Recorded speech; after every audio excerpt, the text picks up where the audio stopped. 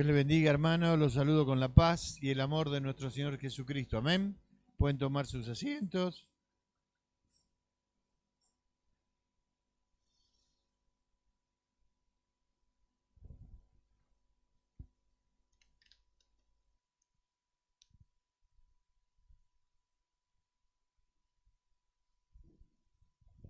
Yo quiero invitarlos a abrir sus Biblias en 2 de Timoteo, capítulo 4, versículo 1 al 8.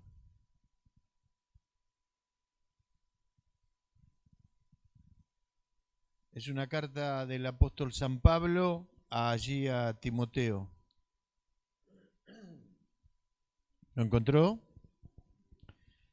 Y dice así la palabra del Señor: Te encarezco delante de Dios y del Señor Jesucristo, que juzgará a los vivos y a los muertos en su manifestación y en su reino, que prediques la palabra, que instes a tiempo y fuera de tiempo, redarguye, reprende, exhorta con toda paciencia y doctrina. Porque vendrá tiempo cuando no sufrirán la sana doctrina, sino que teniendo comezón de oír, se amontonarán maestros conforme a sus propias concupiscencias, y apartarán de la verdad el oído y se volverán a las fábulas.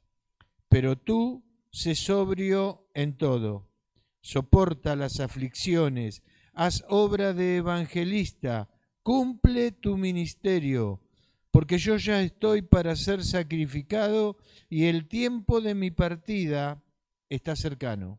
He peleado la buena batalla, he acabado la carrera, he guardado la fe. Por lo demás, me está guardada la corona de justicia, la cual me dará el Señor juez justo en aquel día. Y no solo a mí, sino también a todos los que aman su venida. Amén. Y como decía, esta es la última carta del apóstol San Pablo allí a Timoteo. Pero vemos que cambia la actitud, la manera en la que Pablo venía tratándolo en su otra carta o a lo largo de todo este libro, a cómo venía tratándolo Pablo a Timoteo, ¿no? Aquel amigo fiel, aquel siervo fiel, aquel a quien él había preparado durante tanto tiempo, lo llamaba hijo mío, hijo espiritual, hijito mío, dice en algún versículo, pero vemos que acá cambia sustancialmente su manera de hablarle a él, ¿no? Es más una exhortación y tené cuidado, le está diciendo, ¿no? A mí me queda poco tiempo, ya estoy a punto de ser sacrificado. Él estaba ya, había tenido revelación de que ya iba a estar en poco tiempo en la presencia del Señor. Y él iba a ser su sucesor. Por eso comienza: te encarezco delante de Dios y del Señor Jesucristo. Es como que lo pone a Dios y a Jesús de testigos. Es fuerte esa palabra para la manera en la que Pablo venía tratando a Timoteo. Mirá, tené cuidado, predicá la palabra, pero mirá que Dios y Jesús van a ser testigos de todo esto. Quien juzgará a los vivos y a los muertos, en su manifestación y en su reino. Así que tené cuidado con lo que vas a decir. Mantenete firme con todo lo que has aprendido a lo largo de todo este ministerio que has venido desarrollando. Pero mirá que vas a tener a Dios y a Jesús de testigos, y ellos son los que van a juzgar a los vivos, a los muertos, acá y en su reino. Pablo habla de esta manera porque era un tiempo complicado, ¿no? Un tiempo donde la apostasía había tomado mucho auge, ¿no? Donde no solo los sacerdotes, fariseos, saduceos, todos los que tenían ese poder religioso, ese poder económico, el poder social, el poder político, se habían inclinado a la apostasía, a alejarse de la palabra que el Señor Jesús había enseñado y que la que Pablo había tratado de mantener, estaban alejados de todo eso, ¿no? ¿Por qué? Y porque ellos nunca quisieron ni nunca reconocieron esta nueva religión, esta nueva doctrina, este avivamiento,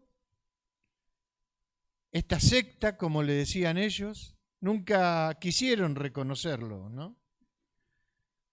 Y tampoco podían, a pesar de que habían visto los milagros y los prodigios que el Señor Jesús había hecho, no podían reconocer porque era torcer el pensamiento que ellos tenían. Y ese poder que ellos habían logrado, ese bienestar político, económico, social, que ellos habían logrado, se iba a derrumbar, porque ellos eran los que siempre tenían la verdad, eran los dueños de la verdad. Entonces no podían llegar a decir otra cosa. Pero esto hizo que se fueran apartando y que fueran apóstatas, que estuvieran alejados de la verdadera doctrina que el Señor Jesús había dejado mientras estuvo aquí en la tierra y que Pablo trató de mantener. Y era esto lo que le estaba diciendo a Timoteo: tené cuidado. Y no solo esto era sobre ese poder religioso que había en ese tiempo, sino que también sobre la misma gente, sobre la misma iglesia, sobre los mismos feligreses. Porque como leíamos, teniendo comezón de oír, la gente iba y quería escuchar lo que sus oídos querían escuchar, lo que ellos querían escuchar. Eso hizo que también la gente se transformara en esta, o se sumara a esta apostasía, ¿no? Entonces Pablo le estaba diciendo: tené cuidado, porque no solo los sacerdotes, aquellos que hoy tienen todo el poder, sino que la iglesia misma se está sumando a esto. Porque el poder que había en los sacerdotes, en los religiosos de ese tiempo, los mantenían diciéndole lo que el pueblo quería escuchar y todo estaba bien. Pero eso hacía que se apartaran de la verdadera doctrina del Señor. Entonces no solo tenía que luchar o predicarle y cambiar la actitud y la manera a los religiosos, sino también con la iglesia. Entonces Pablo le da una determinada cantidad de recomendaciones a lo largo de este pasaje que leíamos, ¿no? Mire, hay 9 acciones, 9 actitudes, 9 verbos que Pablo le dice a lo largo de este pasaje. Primero, lo que hablábamos, ¿no? Tené cuidado porque Dios y Jesús van a ser testigos de todo lo que vos hagas. Por eso dice en versículo 2, dice que prediques la palabra, que instes a tiempo y fuera de tiempo, redarguye, reprende, exhorta con toda paciencia y doctrina. Que prediques. Predicar la palabra, todos sabemos lo que es transmitir lo que él había aprendido de Pablo y de los apóstoles, ¿no? Que instes, insistí, seguí adelante con todo lo que vos aprendiste, que no a tiempo y fuera de tiempo, cuando puedas y cuando no puedas, cuando tengas la oportunidad y cuando no la tengas tampoco, porque esto va a ser complicado. Hay tiempos difíciles El tiempo en el que te toca vivir es un tiempo complicado. Redarguye. Redarguir quiere decir tratar de hacer traer a aquellos que se habían apartado de esa doctrina que Jesús y los mismos apóstoles habían enseñado. Reprende si es necesario, exhorta. Todos verbos, todas acciones que Pablo le está enseñando o tratando a que Timoteo se mantenga firme para poder predicar la palabra del Señor con toda paciencia y doctrina. Tranquilo, pero no te apartes de esa doctrina que aprendiste de los apóstoles, de mí, dijo, y de nuestro Señor Jesucristo. Porque vendrán tiempos cuando no sufrirán la sana doctrina, sino que teniendo comezón de oír, se amontonarán maestros conforme a sus propias concupiscencias. Y sigue dándole verbos, acciones en los que Timoteo tiene que trabajar. Pero tú sé sobrio, mantener la mente clara.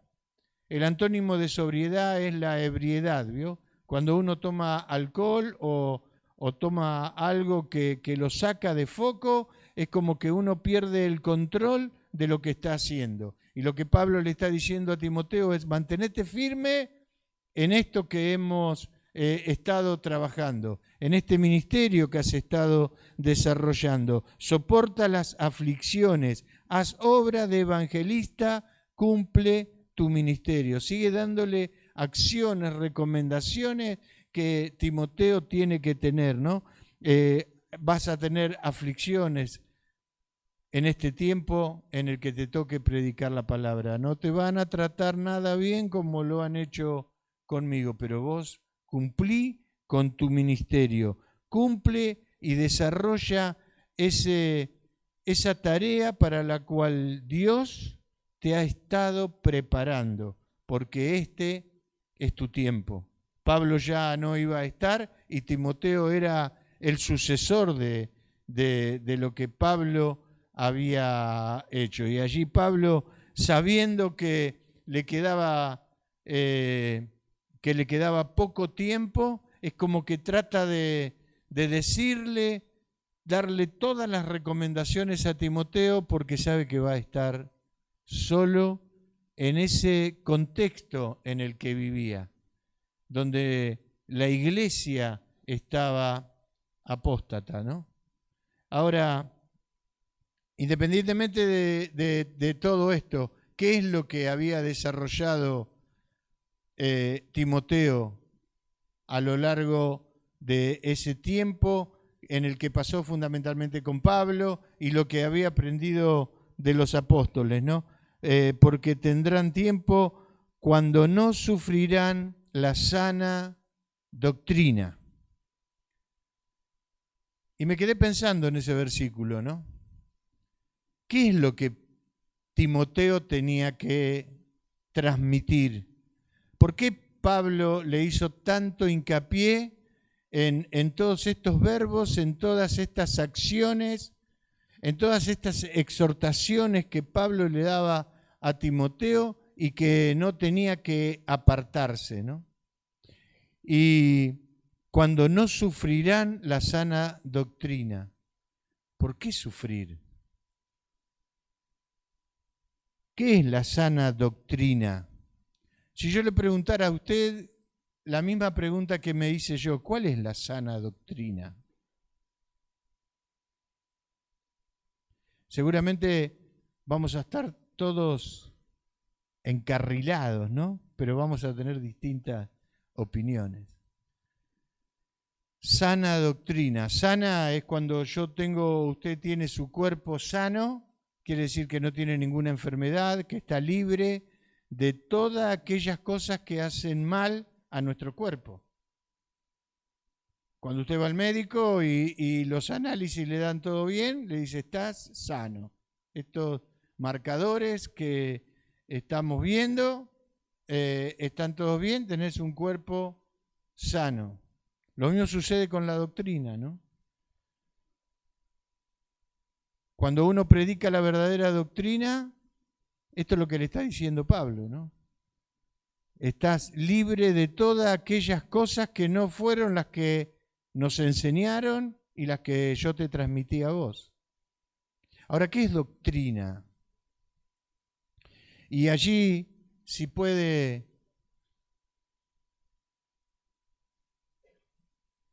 esta es la definición, ¿no? Que yo encontré en el diccionario bíblico y que me pareció buena para que usted, al igual que yo, la compartiéramos, ¿no? Habla de promover la salud espiritual. Promover la salud espiritual y el cambio de vida mediante la verdad redentora de Dios. Qué definición, ¿no? Promover la salud espiritual y el cambio de vida mediante la verdad redentora de Dios. Fíjese que está diciendo tres cosas, ¿no? Primero, promover la salud espiritual. ¿Qué era lo que tenían los sacerdotes de la época? ¿Era una ceguera física, al igual que la gente, o una ceguera espiritual? Era una ceguera espiritual, porque la ceguera física no estaba, porque ellos lo tuvieron a Jesús delante de ellos, pero no lo pudieron reconocer como el Hijo de Dios. Ellos vieron, ellos pudieron palpar, pudieron ver los milagros que el Señor hacía, pero tenían una ceguera espiritual, la misma que tuvo Pablo antes de convertirse, ¿no? Esa ceguera espiritual, esa misma ceguera que usted y yo tenemos antes de conocer al Señor. Podríamos haber visto, sabemos que Dios existe, pero nunca pudimos palparlo espiritualmente hasta que entramos al camino del Señor y verdaderamente esa ceguera espiritual, de la misma manera que se le cayó a Pablo, nos cae a cada uno de nosotros y empezamos a vivir una nueva vida. De eso se trata la doctrina que dejó el Señor Jesucristo. Promover nuestra salud espiritual. Podemos hablar de la salud física y podemos hablar de otro tipo de salud, pero lo primero que tenemos que entender que es la salud espiritual la que promueve la doctrina que usted y yo debemos predicar. Y que es la que Pablo le decía a Timoteo: promueve la sana doctrina y el cambio de vida mediante la verdad redentora. Cambio de vida. Mire, la primera lección que se da en el libro de Primeros Pasos, que es lo primero que cada uno de nosotros tenemos que hacer cuando aceptamos a Cristo como Salvador personal antes del bautismo, habla ¿de qué? Del arrepentimiento, del cambio de vida, del cambio de actitud. Sin eso no podemos seguir avanzando. Si en la vida de cada uno de nosotros no hay un arrepentimiento, un reconocimiento de que antes vivíamos como nos parecía, como nos dejaban, como creíamos que era lo mejor, pero a partir de que aceptamos a Cristo como Salvador personal de nuestra vida, empieza una confrontación. Y tiene que haber un arrepentimiento de que esa no era la vida que Dios quiere para cada uno de nosotros. Y empiezan los cambios de vida, los cambios de actitud. Esto ya antes lo hacía, pero ahora a Dios no le agrada. Mire, tenemos muchos ejemplos a lo largo de estos años en la misma iglesia, ¿no? Gente que ha venido, que ha aceptado a Cristo como Salvador personal de su vida, pero que cuando se confronta con el pecado, cuando se confronta con su manera de vivir y sabe que tiene que cambiar determinadas normas en su vida, ahí estamos en problema. Por eso Pablo dice, cuando no sufrirán la sana doctrina. Porque a veces nos duele dejar ese tipo de cosas. Porque entendemos, creemos o creíamos que no estaban mal, pero no está de acuerdo a lo que Dios quiere para su vida y para mi vida. Para aquellos que pasamos a ser parte de su pueblo, de sus hijos. Y tal vez muchos, como en ese tiempo, tienen comezón de oído, van hacia donde ellos escuchan lo que sus oídos quieren escuchar.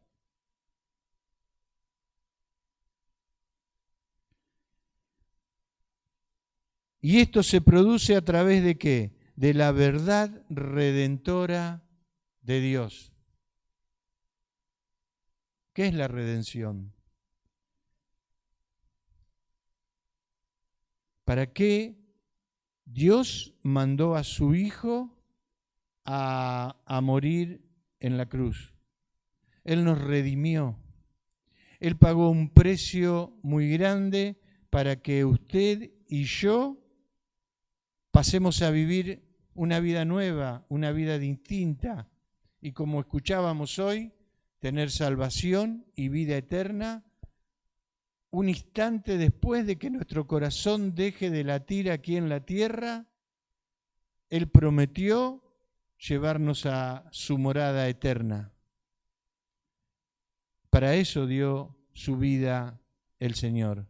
Para eso Él derramó su sangre. Él pagó el precio para que usted y yo pudiésemos ser parte de ese pueblo. Y es lo que el pueblo no quería en esa época. Ahora usted me dirá, no estamos muy lejos ahora, ¿no? Cuando acepto a Cristo como Salvador personal, como decía, tiene que haber un cambio de actitud, un cambio de vida, y no solo interno, sino externo. Yo tengo que mostrar ese cambio de actitud. Por eso hoy, cuando Maxi hablaba de todo eso, ¿no? ¿Qué hubieses hecho, Maxi, hace 5 años atrás? Creo que no hay que explicarlo mucho, ¿no? Pero eso es un cambio de actitud, es un cambio de vida. Eso significa que a pesar de que nuestra carne se duela, a pesar de que va a sufrir, como lo veíamos, se mantiene firme. Él sabe que el precio que pagó el Señor no es por esta situación que le toca vivir, sino que la recompensa va a ser del Señor y la justicia también va a ser de Él. No somos nosotros los que tenemos que hacer justicia por mano propia, sino que Él es el que nos va a cuidar, nos va a guardar. Por eso cuando hablamos en los estudios de la traslación del reino de las tinieblas al reino de los cielos, lo que antes ocupaba el último lugar, ahora va a pasar a ocupar el primer lugar en nuestra vida. Este es el cambio de actitud. Esta es la sana doctrina. Primero, promover la salud espiritual, tener esa conversión dentro nuestro. El cambio de vida mediante la verdad redentora de Dios. Mediante esa sangre que Cristo derramó allí en la cruz del Calvario, usted y yo hoy podemos ser salvos. Podemos decir, de la misma manera que Cristo produjo un punto de inflexión en la historia de la humanidad, ese día que yo entregué mi vida al Señor se produjo un punto de inflexión, donde antes yo era de una manera y a partir de ese momento pasé a ser de otra. Que tiene un proceso, que no es inmediato, pero vemos los frutos. Cuando yo entiendo que tengo que ir en contra de mi carne, pero para hacer la voluntad del Señor, estoy dentro de lo que es la sana doctrina. Ahora, ¿qué es lo que hacían los sacerdotes de esa época? Le decían a la gente lo que quería escuchar y con eso la tenían tranquila, la tenían embaucada, ¿será la palabra?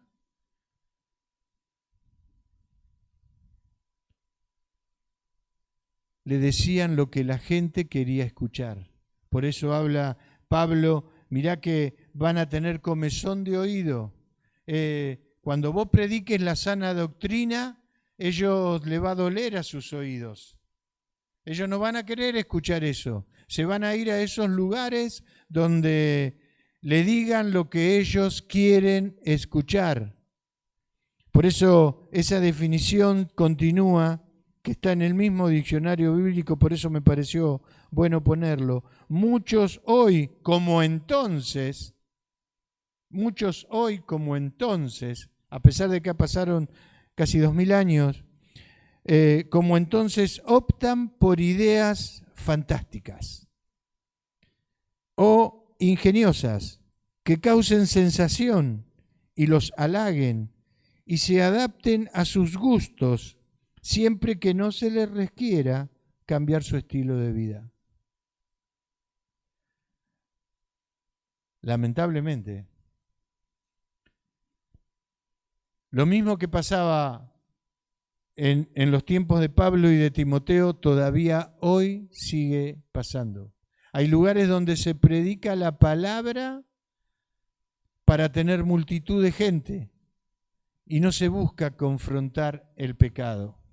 No se busca confrontar ese cambio o buscar en las personas ese cambio de vida, ese cambio de actitud, porque esa es la que nos va a dar la bendición. Porque esa misma palabra que Pablo le dijo a Timoteo va a ser para cada uno de nosotros. Cuando le dijo, te encarezco delante de Dios y del Señor Jesucristo, que juzgará a los vivos y a los muertos en su manifestación y en su reino. Esto no fue nada más que para Timoteo, es para usted y para mí también. Si nosotros no provocamos en nuestra vida ese cambio de vida, ese cambio de actitud, esa manera distinta de tratar de mantenernos en lo que es la sana doctrina, seremos juzgados por el Señor. Lo dice la palabra. Seremos juzgados por el Señor. Por eso debe existir y debemos buscar lo que es la sana doctrina. Ahora, yo me quedé pensando, ¿no? Y esto no es nada más que para los que van a predicar la palabra, los que de una u otra manera tratan de transmitir lo que la Biblia nos enseña, como fue con Timoteo. También es en la vida personal de cada uno de nosotros. Debe producirse ese cambio de actitud. Ahora, hoy usted prende el televisor y escucha o ve pastores o hermanos o gente predicando la palabra del Señor. Y se queda pensando, ¿es la sana doctrina? ¿No es la sana doctrina?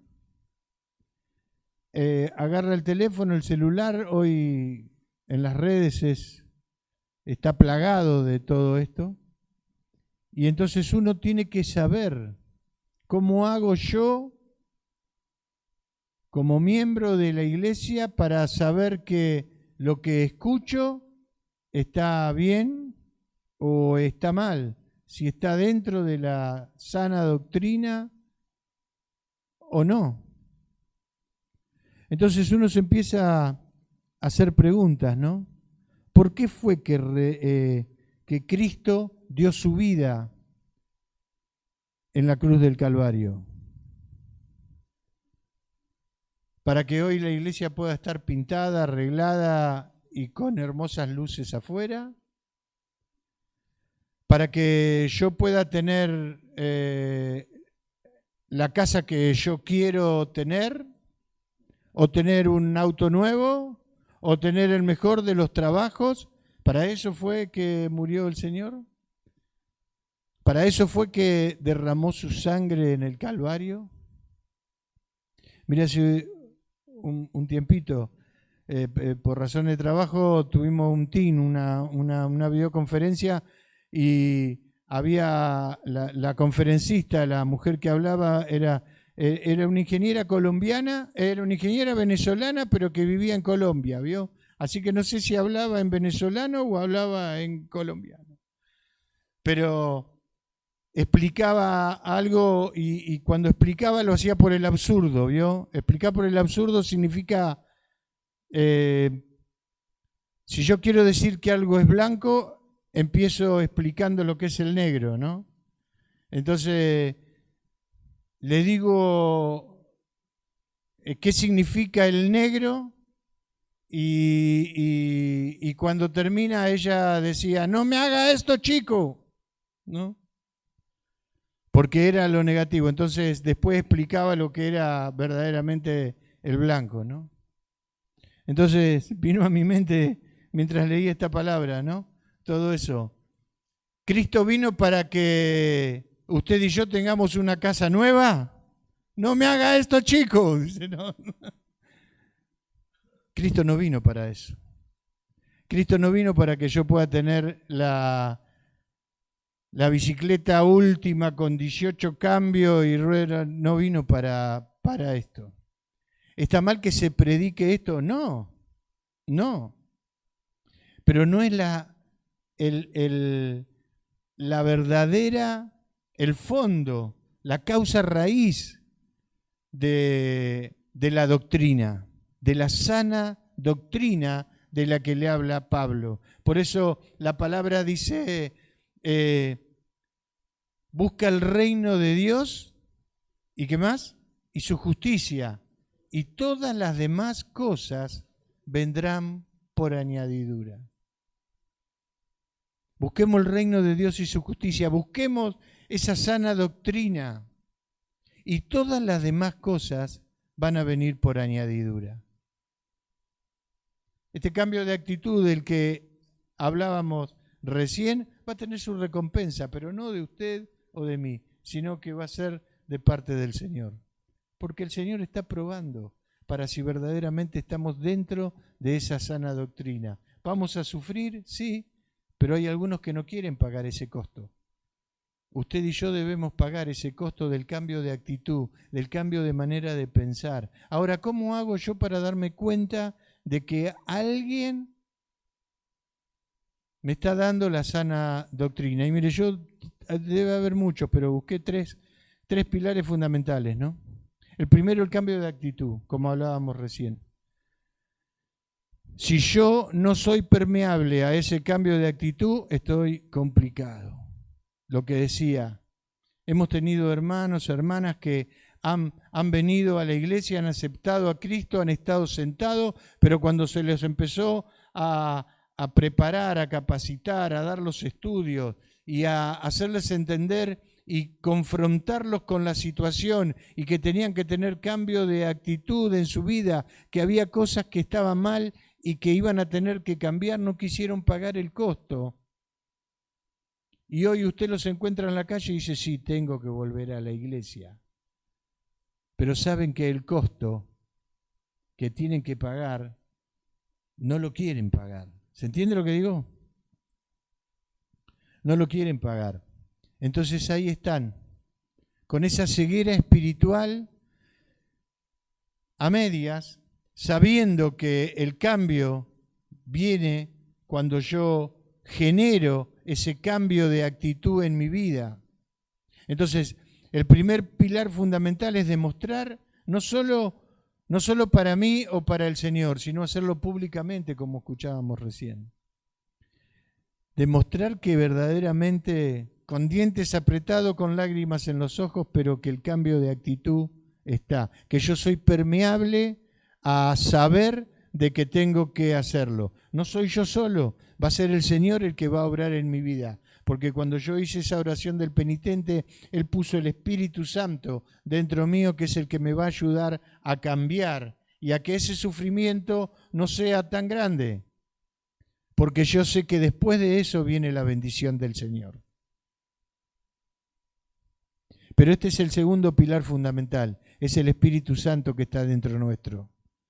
Es el paracleto, ¿vio? Ese palo que se le pone al lado del arbolito que está recién creciendo, pero para que crezca parejo.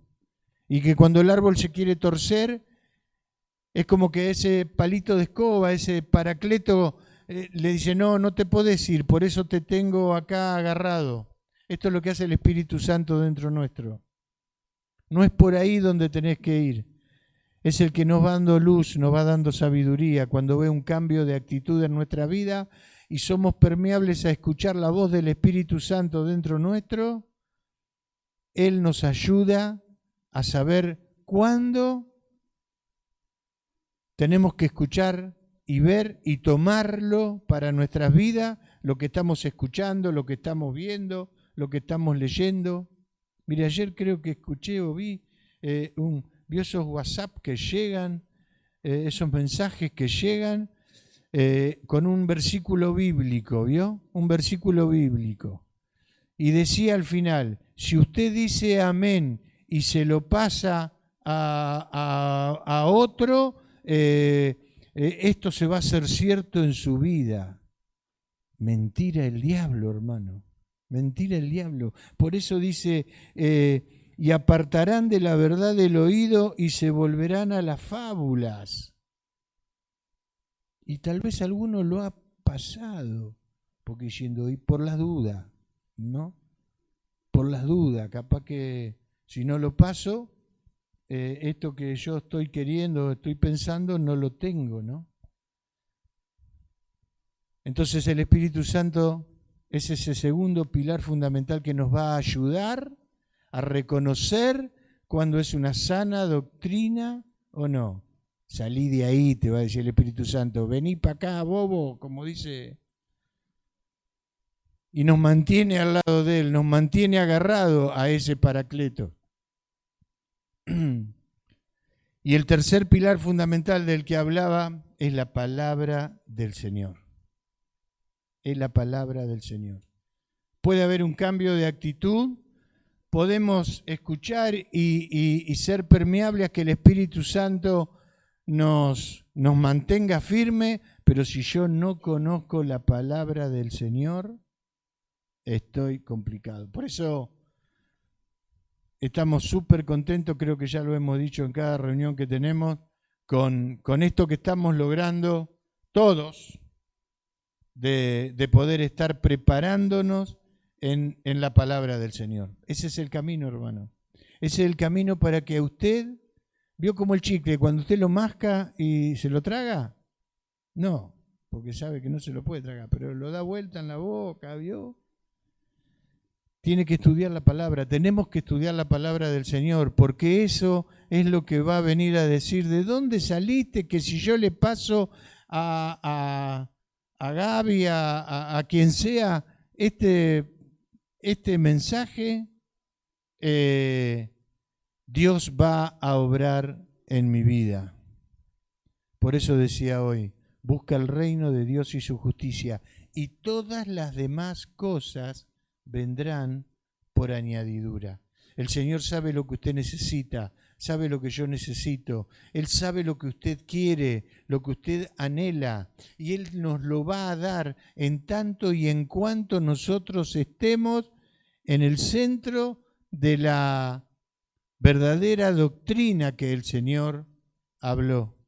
Por eso Pablo estaba, independientemente de todas las indicaciones y todas las acciones que le dio, Pablo estaba convencido de que estaba hecho Timoteo.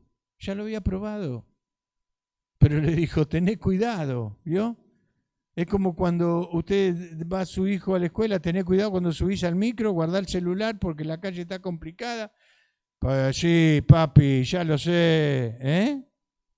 Sí, papi, ya lo sé, parece que somos cargosos. Capaz que eso es lo que pensó Timoteo. Le dijo, Pablito, ya me lo dijiste 18 veces.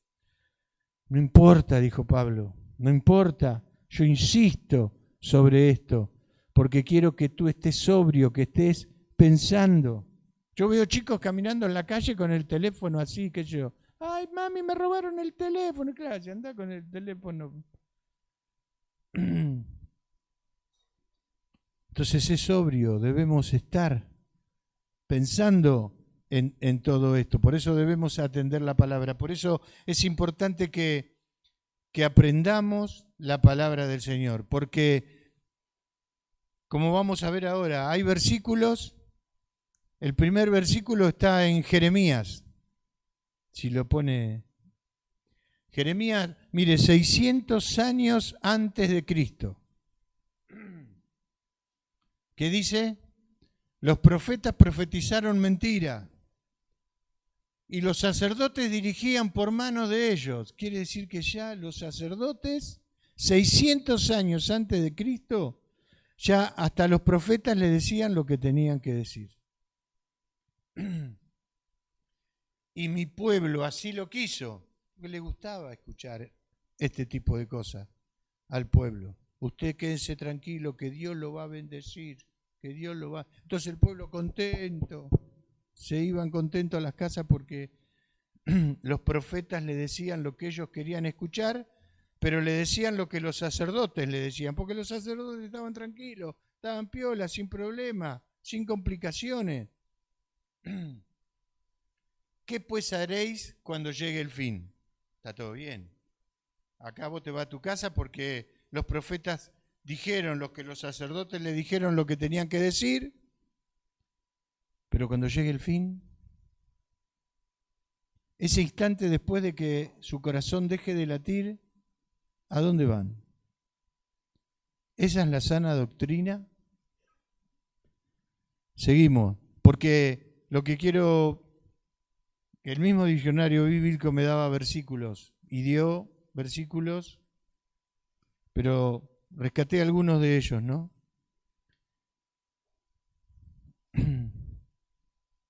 Mateo 7:28. Y cuando terminó Jesús estas palabras, la gente se admiraba de su doctrina. ¿Por qué se admiraba de su doctrina? Porque lo que él decía con su boca lo mostraba en su testimonio. La gente se admiraba de él. No decía una cosa y hacía otra. ¿Se entiende lo que digo? El próximo. Porque ahí está. Y se admiraban de su doctrina porque les enseñaba como quien tiene autoridad y no como los escribas. ¿Qué estaba diciendo? Que su testimonio era lo que le daba la autoridad para hablar de la doctrina, como los escribas. Ellos decían lo que tenían que hacer, pero no lo hacían. Haz lo que yo digo, pero no lo que yo hago, ¿no? Seguimos. Hechos 2:42. Y perseveraban en la doctrina de los apóstoles, en la comunión unos con otros, en el partimiento del pan y en las oraciones. Perseveraban en la doctrina de los apóstoles. ¿Quién enseñó a los apóstoles? Jesús. ¿Y Jesús de dónde sacó esa doctrina? Esa doctrina vino de su Padre. Y esa fue la que le transmitió a sus apóstoles. Y los apóstoles se la transmitieron a Pablo. Pablo se la estaba transmitiendo a Timoteo. Y es la que hoy usted y yo tenemos que tener firmemente, esa sana doctrina. Y Jesús les dijo, mirad, guardaos de la levadura de los fariseos y de los saduceos. Ellos pensaban dentro de sí diciendo, esto dice porque no trajimos pan. Y entendiéndolo Jesús le dijo, ¿por qué pensáis dentro de vosotros, hombres de poca fe, que no tenéis pan? ¿No entendéis aún ni os acordáis de los 5 panes entre 5.000 hombres y cuántas cestas recogisteis? ¿Ni de los 7 panes entre 4.000 y cuántas canastas recogisteis? ¿Cómo es que no entendéis que no fue por el pan que os dije que os guardaseis de la levadura de los fariseos y de los saduceos? ¿Qué hace la levadura? Infla. ¿Cómo caminaban los escribas? Tené cuidado de eso. Es lo que le estaba diciendo el mismo Señor Jesús. No hablaba del pan o del efecto que causa la levadura allí en la harina, sino de ese pechito inflado que tenían los escribas y los saduceos de esa época, que no se contaminaran con esos. Que esa no era la sana doctrina, porque como decíamos, haz lo que yo digo, pero no lo que yo hago. No sé si quedó alguno más. Pero el Espíritu dice claramente que en los postreros tiempos algunos apostatarán de la fe, escuchando a espíritus engañadores y a doctrinas de demonios. Fuerte, ¿no? Pero es tal vez lo que muchas veces escuchamos hoy en día. Hablan de la prosperidad, de la gracia o del dinero que ponemos dentro de un sobre para recibir lo que estamos necesitando. Y la gente en su necesidad lo hace, ¿no? Pero nosotros, por eso, esas mismas palabras que Pablo le decía a Timoteo, es la que debemos tener nosotros en nuestra mente. Ser sobrios, tener la mente en claro, no dejar que nada nubile o nos desvíe nuestra mente. Mire, podemos dar miles de ejemplos, dentro de la iglesia, fuera de la iglesia, en el mundo. Por eso, vuelvo a repetir, busca el reino de Dios y su justicia. Y estos tres pilares fundamentales, ese cambio de actitud, el Espíritu Santo y la palabra del Señor, son las que van a mostrarnos verdaderamente en el camino en el que estamos. Y no nos van a poder engañar, no nos van a poder engañar, porque ese paracleto que está dentro nuestro te va a decir, "Guac, guac, algo está mal", no es así. Escuchamos mire, yo no quiero hablar de política ni voy a hablar de política, pero habla de realidades que nosotros tenemos. No solo esto lo vamos a vivir dentro de lo que es la iglesia o de esta falsa doctrina o doctrina diabólica. Estamos hablando de que tenemos el autoabastecimiento energético que estamos exportando, que los caños que antes traían gas de afuera, ahora se dieron vuelta las válvulas y nosotros exportamos gas. Bueno, explíqueme cómo es que hoy vamos a una estación de servicio y estamos cada 4 horas para cargar gas en un auto, ¿no? No quiero meterme en política, pero digo, no solo la sabiduría de Dios, no solo va a ser para poder determinar la sana doctrina, sino para saber qué es lo que pasa de nuestro alrededor. Dios es sabio. Mire, ayer tuvimos una hermosa reunión, un hermoso culto de matrimonio, y la hermana que trajo la palabra hablaba que hoy en el siglo XXI los científicos están demostrando cosas que pasan en nuestra neuropsiquis o... ¿Cómo? Neurociencia. Bueno, la neurociencia está demostrando cosas que el Señor dejó establecido en su palabra, porque hablaba de matrimonios de la Biblia, y que ya Él dejó establecido en tu palabra, pero que hoy están saliendo a la luz científicamente. Entonces, no solo el Señor nos va a dar la sabiduría, el entendimiento, la gracia para saber las cosas que pasan dentro de la iglesia. Cuando hablo de la iglesia, hablo de la apostasía de aquellos que no predican la sana doctrina, sino que también nos va a ayudar a vivir afuera de la iglesia, en este mundo. Decía mi viejo, para que no te vendan pescado podrido, ¿vio? Iba al coso y iba así, lo escuchaba, si tiene olor, rajá. Pero no solo el Señor nos va a ayudar, la palabra del Señor no solo nos va a ayudar para eso. ¿No se quedaba alguno más? No me acuerdo. ¿Uno más? Tito, pero tú habla lo que está de acuerdo con la sana doctrina.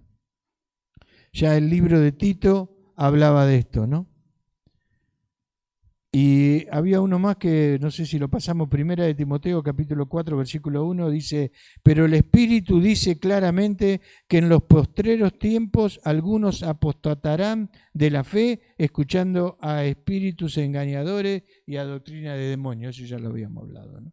Pero bueno, la Biblia habla más de 50 veces de lo que es la doctrina del Señor. Esa es la que usted y yo tenemos que mantener firme como estandarte, como estandarte.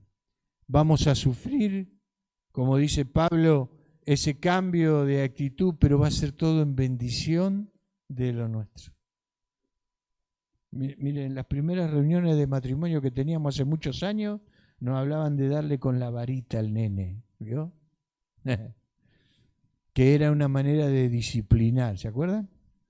Que era una manera de disciplinar, de corregirlo para que después, cuando grande,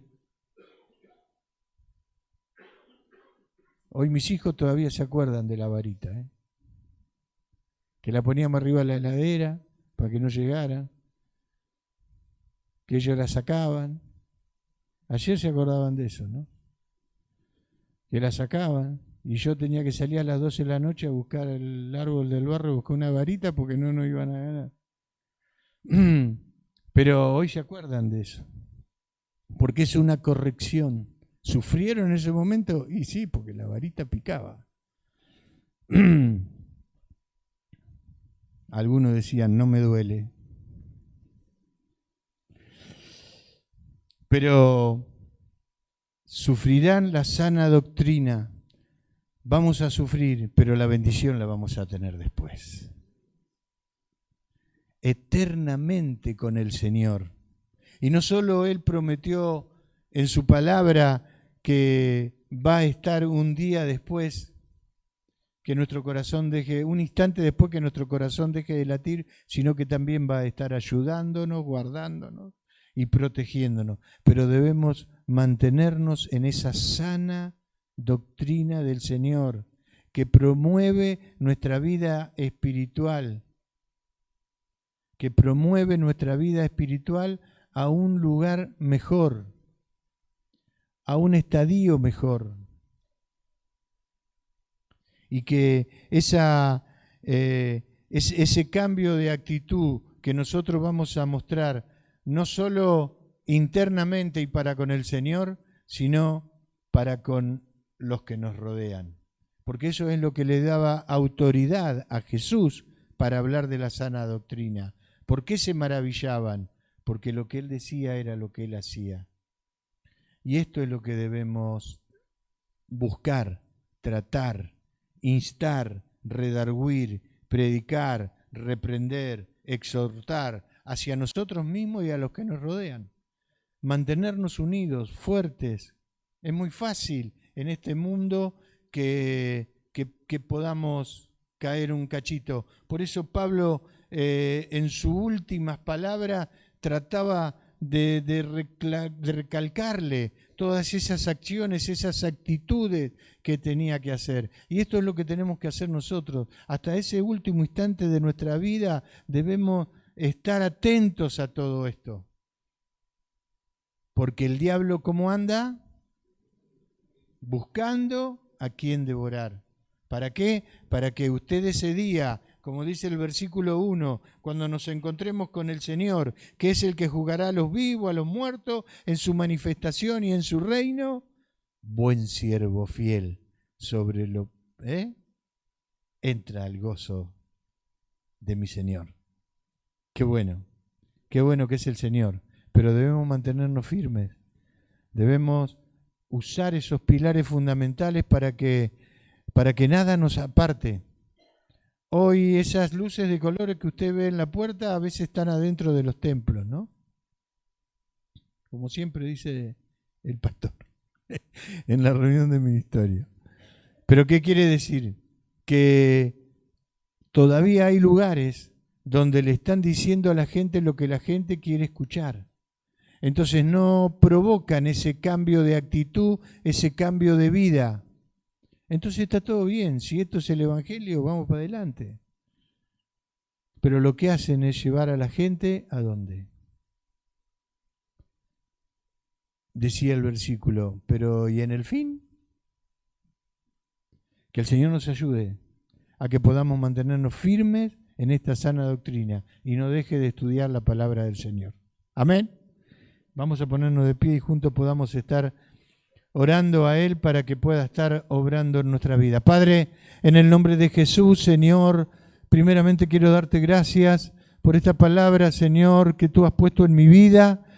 Espero y anhelo que haya podido transmitirla de la misma manera que tú la pusiste en mi vida, Señor.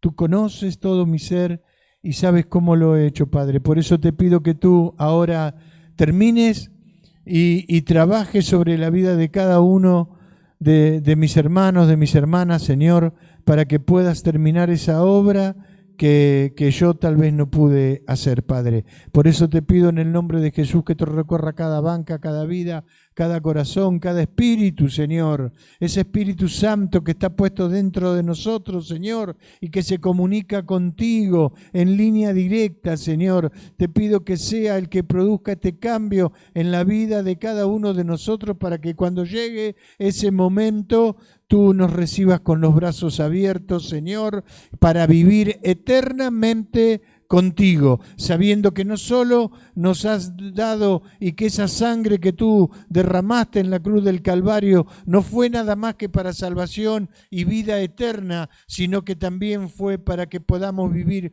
una vida mejor aquí, siendo de testimonio para que otros puedan llegar a tus pies, para que tú nos des la sabiduría, la gracia, el entendimiento, como Pablo estaba dándosela a Timoteo, para que podamos salir a la calle, Señor, y podamos traer, Señor, a través de estos mismos 9 verbos, estas mismas 9 acciones que tú le diste a Pablo para que le dé a Timoteo y que hoy la recibimos, Señor, para que podamos desarrollarla, para que podamos aumentarla exponencialmente y que podamos salir a ganar almas para ti, Señor, para que pueda romper todo esto que allí el diablo está haciendo en la calle, Padre. En el nombre de Jesús te pedimos que tú nos ayudes a que podamos seguir instando, redarguyendo y predicando tu palabra, Padre. En el nombre de Jesús te damos gracias.